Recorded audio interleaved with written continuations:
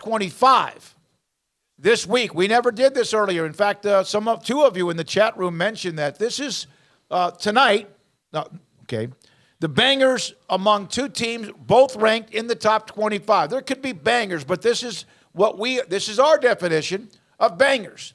You have Michigan playing at Penn State. You have Michigan, number 2, number 9, Penn State at Happy Valley. Is that correct? Mm-hmm. And then Utah coming up as shattered Arizona State at Washington, who's been kind of playing with their food a little bit. That game is at 2:30, as is a really intriguing game in the East in the SEC with Missouri playing right straight up with Georgia. They turn around. Do they have it? And this is when you find out how good you are. One, you can play head-to-head with Georgia, lose. Do you then turn around and still have that same momentum? And I think they do, but Tennessee is good too at 2:30. And then you have Ole Miss going to Georgia. That game is a night game on ESPN. Yeah, we're picking all these games at 5 o'clock today. At 5 o'clock, we're going to pick them. And now, here's a game tonight, by the way. Thursday night game, you have Virginia in the ACC against Louisville. Louisville's still in that conversation, obviously, not only to play for the ACC championship, but also they're getting votes, at least some odds when it comes to the college football playoff, although very, very long odds. We'll get to the rest of the top 25 of non-bangers in just a second. Let me double check here.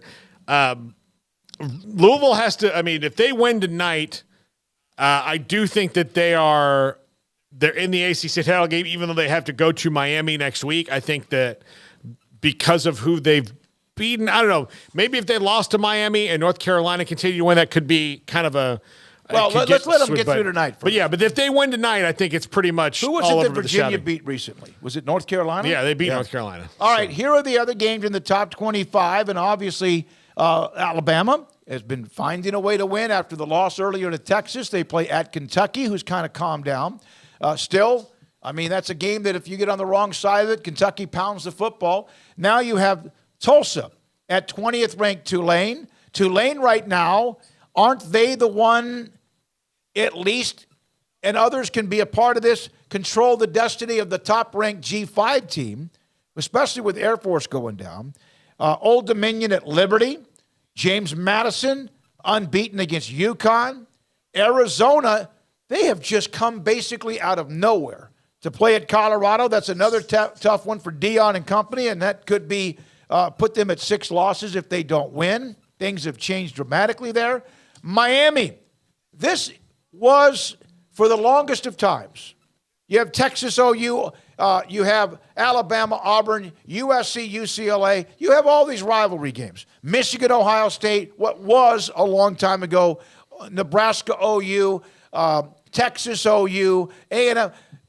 This was, for about a decade plus, the best and most important game in college football almost annually, because the winner of that game was probably going to play for the national title, or at least have the tiebreaker to play for the national title. Still has implications, but that was you could not miss that game, and Miami dominated it for the longest of time. I'm not bringing that up because of you, but they did, and it kept Bobby Bowden probably away from 3 or 4 national titles or more. At least 3. Yep. One of them didn't matter. The BCS computer math worked out for them, but yeah, for 2 of them for sure, and maybe another that I'm not even thinking of. But yeah, it's going to be interesting.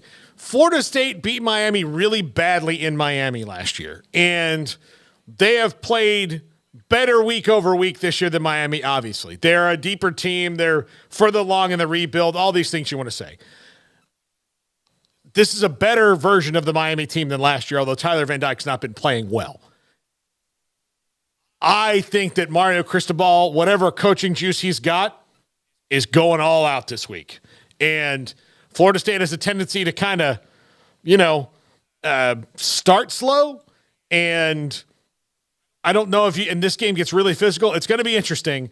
They certainly have the ability to do again what they did last year. I just don't think that that's going to happen. I think that Miami is going to be close. I think it's going to be a good game. We'll have that. Is that one of the games? We'll discuss that in depth. I knew that though, for a decade plus, was that you had to watch that game. Stanford and Oregon State. Oregon State's just kind of hanging around. They are. They're really tough, and that's a game at home. Michigan State at Ohio State. That probably is very one-sided. Florida at LSU. Will Daniels play? Does he need to? I don't know. Garrett, what have you heard about your boy? Yeah, he's supposed to play. He should be back this week. I mean, that was that Dallas Turner hit.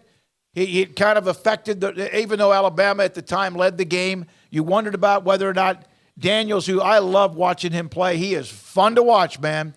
And I go back to even that opener against Florida State when I thought he was the best quarterback on the field until about, midway through the third quarter. And then this other kid, what's his name, Jordan Travis, started doing his thing. Yeah. When Jaden Daniels can run and get loose, he just changes everything about how your game is going. Who would you rather have? And I'm not saying this because I know, and I think I know where everyone's going to lean immediately. Jaden Daniels or Jalen Daniels? I'm going to say Jaden Daniels. Yeah, Jaden. It's close, though.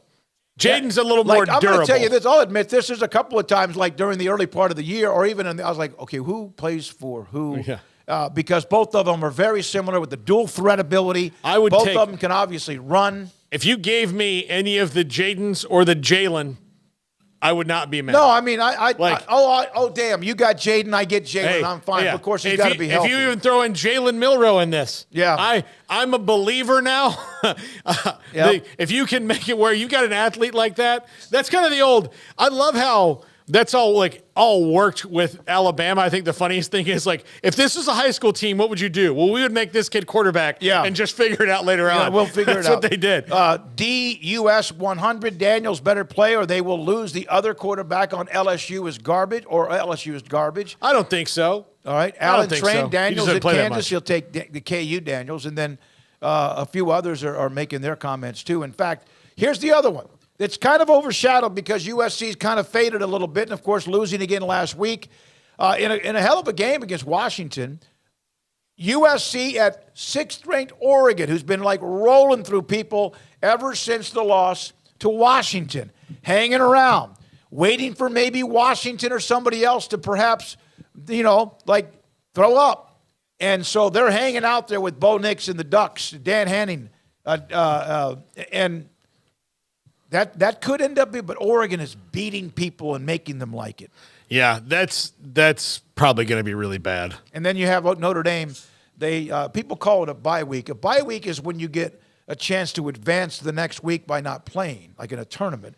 But Notre Dame, has the off week. So there we are with that. We'll have our 5-game picks at 5 o'clock today.